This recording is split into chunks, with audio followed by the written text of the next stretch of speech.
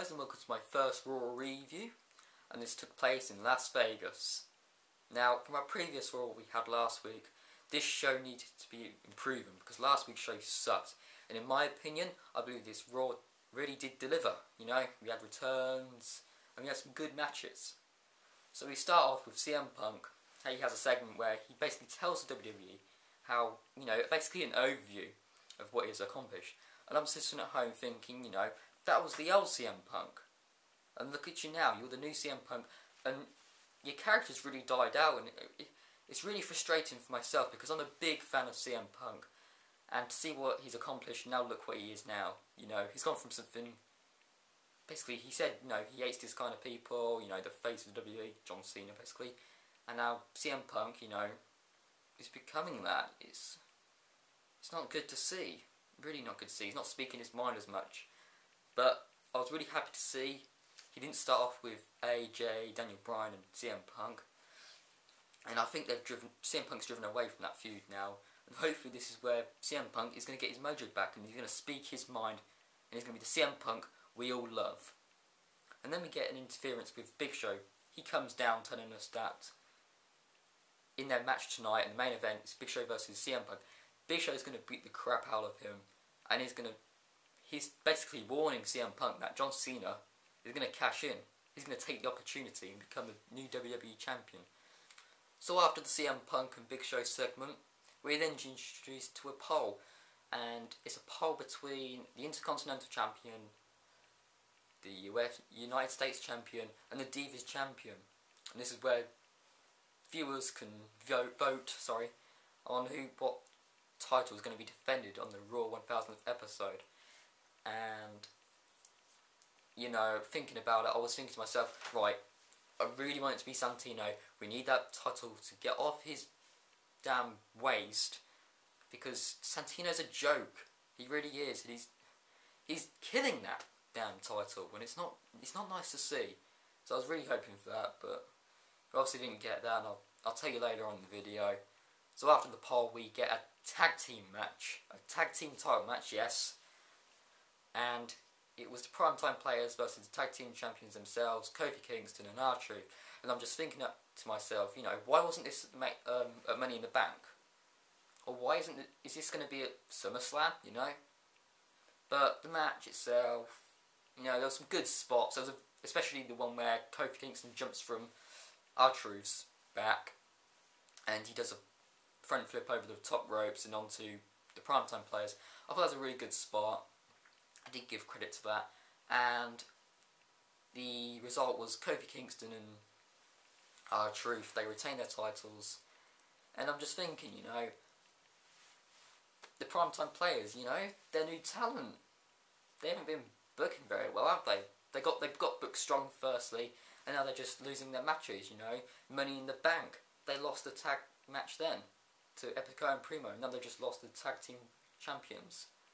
And, you know, maybe, you know, I said on the Money in the Bank review that maybe at SummerSlam there'll be a triple threat tag match between Epico and Primo versus the Primetime Players versus the tag team champions themselves.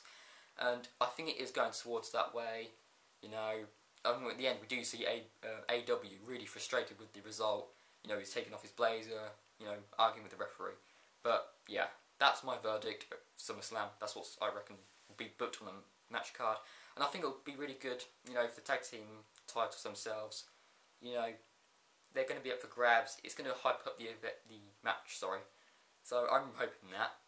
So after the tag match, we get a backstage segment between Daniel Bryan and AJ. And Daniel Bryan's basically confessing his love for AJ, telling him, you know, he's sorry. And then we get Eve interrupts and tells him there's going to be a mixed tag match, and she can pick a partner. So, you know, that's a little interesting, but that pretty much ended the segment.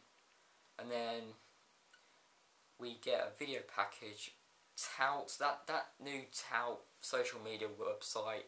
I mean, I don't care about it, but, you know, again, they focus on John Cena.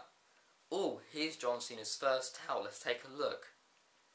I'm just like, no one cares about this, no one really cares. Only the Cena lovers. You know, it doesn't apply to me. It doesn't make me interested We then come on to the one-on-one match between Zack Ryder and then he said Santino Del Rio, but Alberto Del Rio. I'm sorry, Alberto Del Rio, you were not a Santino Marella. But anyway, we had the match, and it's basically a squash match. You know, Alberto Del Rio completely dominates Zack Ryder.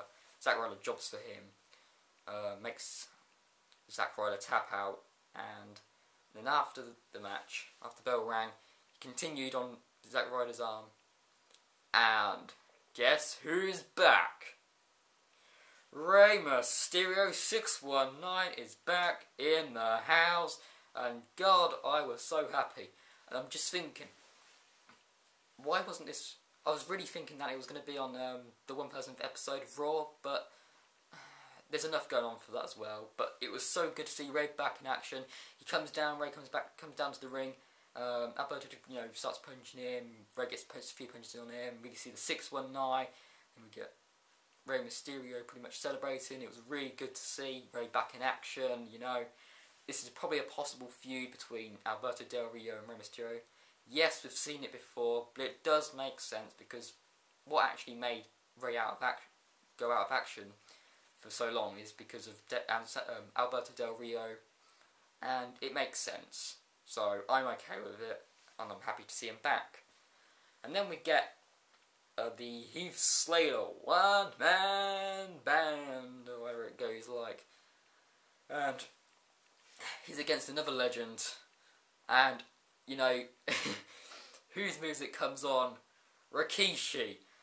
This is so awesome, because I was a big fan of Rikishi back in the day, and I was really happy to see him back in action, you know, doing his signature moves, the stink face, which is his damn move, not damn Kelly, that's his move, and it was just good to see Rikishi back in action. Obviously he gets the pin on Heath Slater, and then after the match we get him dancing, and then the lights go pitch black, and then the Usos are there with Rikishi, his father, and the Usos got quite a big pop, I think, for the audience, and I'm thinking maybe this should be a push for the Usos. You know, they're quite good talent, to be honest, but we do see them dancing.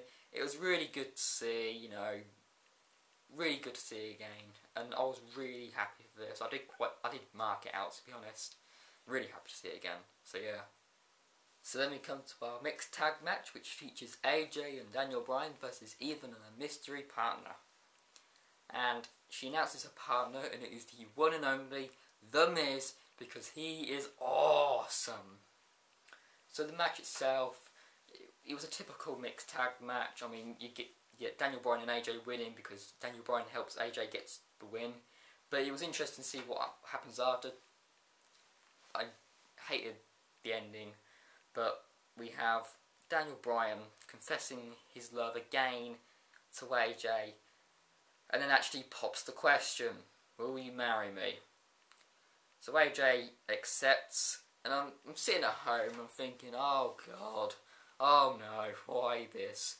It's the stupid Hollywood script writers at their best. Oh God, more soap action. I don't want to see it, but I know why they're doing it. They're only doing it to to have Daniel Bryan a better superstar, you know, getting AJ involved, boosting him up. But I didn't like it. There's a lot of people who didn't like it. I mean, even when Daniel Bryan actually asked AJ to marry him, the crowd, you know, they were booing. They hated it. I hated it. And I've had enough of this. I've had enough. And I actually said in my Money in the Bank review that they're probably going to carry on AJ and Daniel Bryan, and look, we you know, they're carrying it on. And then next week on the Raw 1000th episode, they're getting married. I mean, that's fast, isn't it? Fast planning, that is. But yeah, we'll get to see that. And we also get announced that on SmackDown, Christian will be will have the Peep Show, and it will feature AJ and Daniel Bryan. We then get our typical squash match, which actually wasn't officially a match, but it involved Ryback versus Jack Swagger. Now the bell didn't actually ring, so it wasn't a match, but we see Ryback comes into the ring, Jack Swagger attacks him, And Jack Swagger at the start, he looks really strong. You know, they've booked Ryback as a damn monster because he's been getting squash matches all the time. He's undefeated. So it was nice to see Jack Swagger get the upper hand at the start, but then, you know, because it's a squash match, which wasn't a match, Ryback obviously decimates Jack Swagger and then ends up celebrating, telling us he wants to be fed more, basically. But it's nice to see they're actually bringing in WWE talent now and not stupid local jobbers, you know. So it was nice to see Ryback actually against official WWE superstar. So I give credit for that.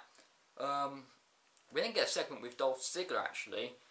He comes down, tells us he's better than Bret Hart, he's better than The Rock, he's better than Stone Cold Steve Austin. I'm thinking, not at the minute, no you're not, because you haven't proven anything to me. You've been jobbing for the past few months, and it's sad to see that, but that is the truth. The whole truth, and nothing but the truth. But then we get an interruption with Chris Jericho. He comes down, and he is completely silent, you know, and we've got Dolph Ziggler telling him, he actually says, and I quote this, "All you do is lose." And I'm thinking to myself at home, all you do, Dolph Ziggler, is been jobbing for the past few months. So, you know, you've been jobbing, and you're not as good as Chris Jericho. You haven't been as good as Chris Jericho lately. You're pretty much being a hypocrite is what you're doing. But in the end, Chris Jericho has enough. Code breaks Dolph Ziggler and leaves. But what I am hoping is Vicky Guerrero to finally leave Dolph Ziggler, because I really do think Dolph Ziggler can speak for himself, and it's kind of annoying her being there. I don't particularly like it, but you know. And maybe this is a possible feud at SummerSlam, Dolph Ziggler against Chris Jericho. I would like to see that, I really would like to see that. I'd pay to watch that, and I think it would be quite entertaining.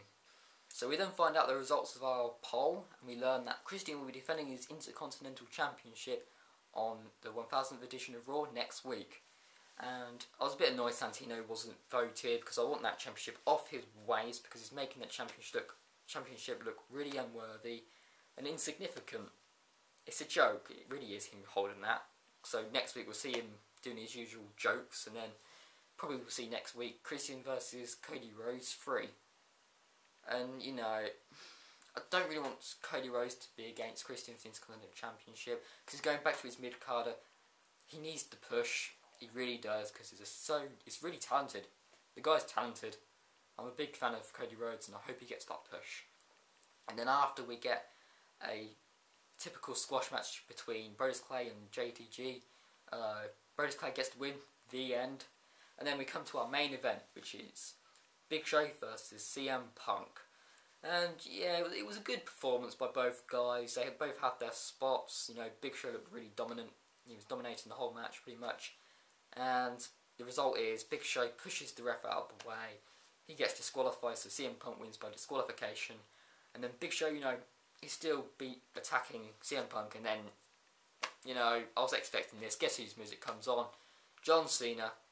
And then you've got the commentators saying, oh, he's going to cash in his money in the bank. No, of course he's not going to do that. Come on, guys. John Cena? Really? And he comes down, makes Big Show leave the ring, and Big Show tells him, we all know what you're going to do, John. You're going to cash in your money in the bank. It'll be your best opportunity yet. Or whatever he said. But John Cena tells him, I'm going to cash my money in the bank at the 1000th episode of Raw. And I did quite like this in a way, because it's hyping up the event. And they're making the Raw 1000th episode a pay-per-view, really. A 3-hour show.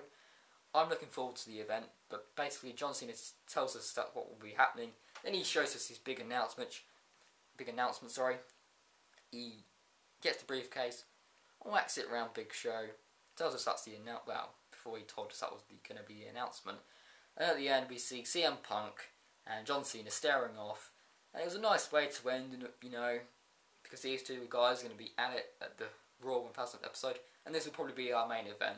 So we're going to leave on the main event and then we'll start on the main event. So I did quite like that.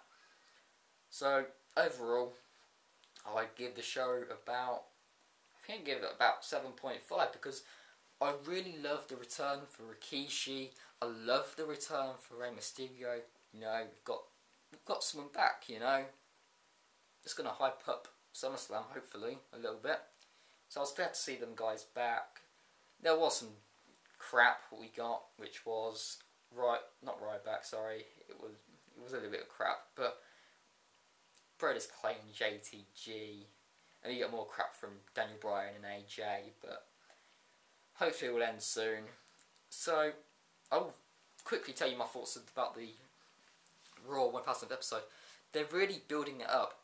Like, they're really hyping it up on today's show as well. I mean, last night's show, sorry. Ugh, Botchamania, right? But they tell us that DX is going to be there, the reunion is going to start off the show. They tell us The Rock's going to be there, Brock Lesnar, possible returns for Bret Hart, The Undertaker, and Roddy Piper. So I'm looking forward to that. We're also going to be getting our CM Punk versus John Cena match for the WWE title. We probably might be getting the WWE title change. Thank God, because the spinner belt is awful.